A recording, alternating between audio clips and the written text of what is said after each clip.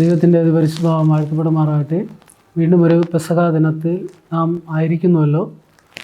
പ്രത്യേകിച്ച് യേശു കർത്താവിൻ്റെ ഇഹലോക ജീവിതത്തിലെ ഏറ്റവും അവസാനത്തെ രാത്രിയായിരുന്നു ഈ പെസഹ രാത്രി എന്നുള്ളത്. പെസഹ എന്ന് പറയുമ്പോൾ നമ്മുടെ എല്ലാവരുടെയും മനസ്സിൽ ഓടി വരുന്നത് യഹൂദന്മാർ ആചരിച്ചിരുന്ന ഒരു സന്തോഷമായ ഒരു ഉത്സവത്തെയാണ് എല്ലാവർക്കും ഓർമ്മ വരുന്നത്.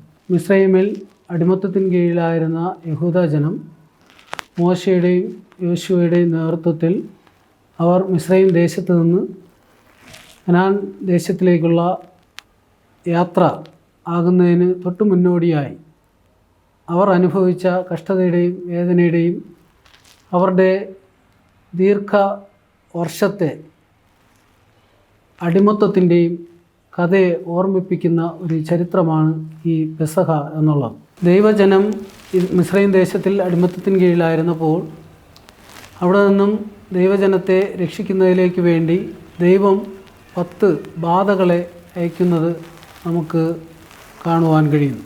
അപ്പോൾ അതിൽ ഏറ്റവും അവസാനത്തെ ബാധയായ കടിഞ്ഞൂൽ സംഹാരം മിസ്രൈം ദേശത്തിലെ എല്ലാ ഭവനങ്ങളിലെയും ആദ്യജാതന്മാർ അതുപോലെ മൃഗങ്ങളിലെ ആദ്യ സന്തതി മരണപ്പെടുന്ന ഒരു കാഴ്ചയാണ് ഈ 10ാമത്തെ ബാധ വരുമ്പോൾ നമുക്ക് കാണുവാൻ കഴിയും.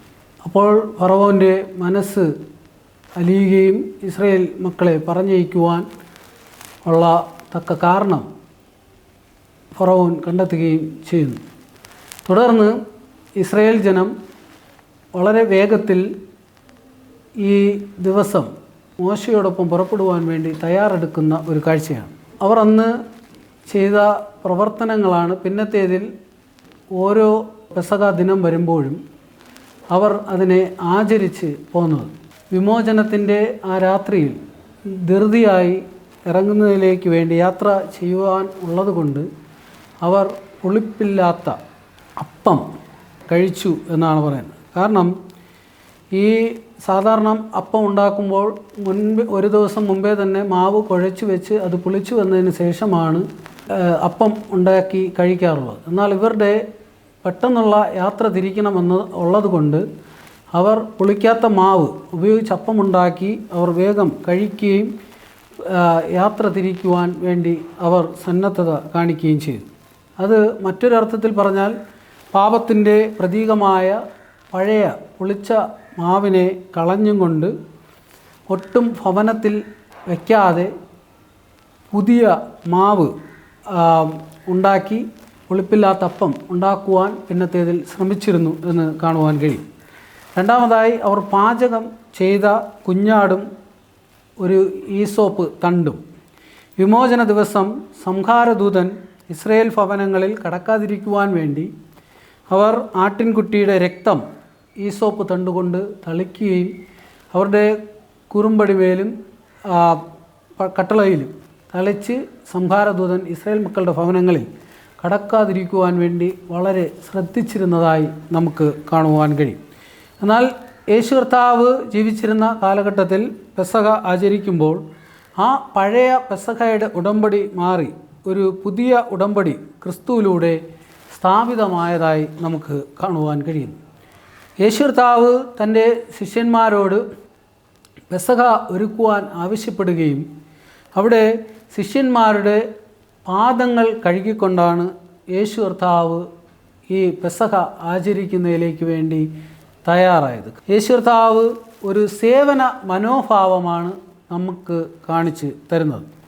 അതുപോലെ തന്നെ അപ്പവും വീഞ്ഞിനെയും എടുത്ത് വാഴ്ത്തുകയും അത് കർത്താവിൻ്റെ ശരീര രക്തമാണ് എന്ന് പഠിപ്പിക്കുകയും ഇത് ആചരിക്കണമെന്ന് പിന്നത്തേതിൽ പഠിപ്പിക്കുകയും ചെയ്യുന്ന ഒരു പ്രവണത നമുക്ക് കാണുവാൻ കഴിയുന്നു.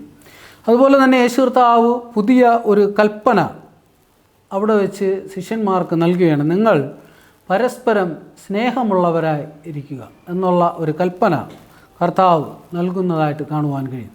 അതുപോലെ തന്നെ ഇതിനെ വിശുദ്ധ കുർബാന അർപ്പിക്കുവാൻ വേണ്ടി ശിഷ്യന്മാരെ അല്ലെങ്കിൽ അപ്പോസ്തലന്മാരെ അധികാരപ്പെടുത്തുന്ന ഇത് എൻ്റെ ഓർമ്മയ്ക്കായി ഇത് നിങ്ങളെപ്പോഴും ചെയ്യുവിൻ എന്ന് പറഞ്ഞ് അധികാരപ്പെടുത്തുന്ന ഒരു ശുശ്രൂഷ നമുക്ക് ഈ യേശു കർത്താവ് ആ പെസഹ ദിനത്തിൽ ആചരിച്ചതായി നമുക്ക് കാണുവാൻ കഴിയും. അതുപോലെ തന്നെ സ്വയം ശൂന്യമാക്കുന്ന ഒരു പ്രവണതയാണ് ഈ പെസഹ ദിനത്തിൽ നമുക്ക് ക്രിസ്തുവിൻ്റെ സുവിശേഷത്തിലൂടെ നമുക്ക് മനസ്സിലാക്കുവാൻ കഴിയുന്നത്. ദൈവമായിരുന്നിട്ടും യേശു കർത്താവ് സാധാരണ ഒരു മനുഷ്യനായി ഈ ഭൂമിയിൽ അവതരിക്കുകയും മനുഷ്യരോടൊപ്പം ജീവിക്കുകയും അതോടൊപ്പം ദൈവത്തിൻ്റെ കൽപ്പനകളെ മനുഷ്യർക്ക് പകർന്നു നൽകുകയും കർത്താവിൻ്റെ സുവിശേഷം ലോകത്തിൻ്റെ അറ്റത്തോളം എത്തിക്കണമെന്ന് ശിഷ്യന്മാരോടുകൂടെ പറയുകയും ചെയ്യുന്ന ഒരു സ്വയം ശൂന്യമാക്കലിൻ്റെ അവസ്ഥയാണ് കർത്താവ് ഈ പെസഹ ദിനത്തിൽ നമുക്ക് കാണുവാൻ കഴിയുന്നത്. അതുപോലെ ത്യാഗപരമായ ഒരു പങ്കുവയ്ക്കലാണ് കർത്താവ് അവിടെ നൽകുന്നത്.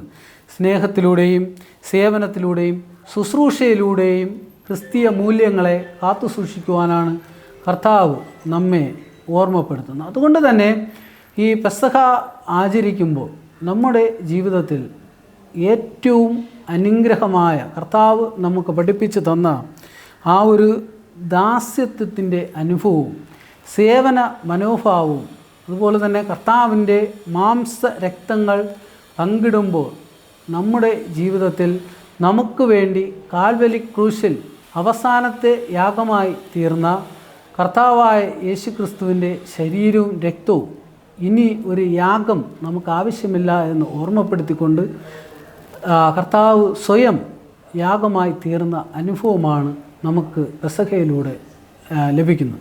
അതുകൊണ്ട് ആ യാഗ ശരീരമായ അപ്പവും വീഞ്ഞും വളരെ അധികം വിശുദ്ധിയോടും വളരെ അധികം പരിപാവനയോടും കൂടെ നാം ഭക്ഷിക്കുമ്പോൾ അത് ഒരു പുതിയ ജീവൻ നമുക്ക് നൽകുകയും പുതിയ ഒരു ദർശനത്തിലോട്ട് അല്ലെങ്കിൽ ക്രിസ്തീയ മൂല്യങ്ങളിലോട്ട് നമുക്ക് കടക്കുവാൻ കഴിയും.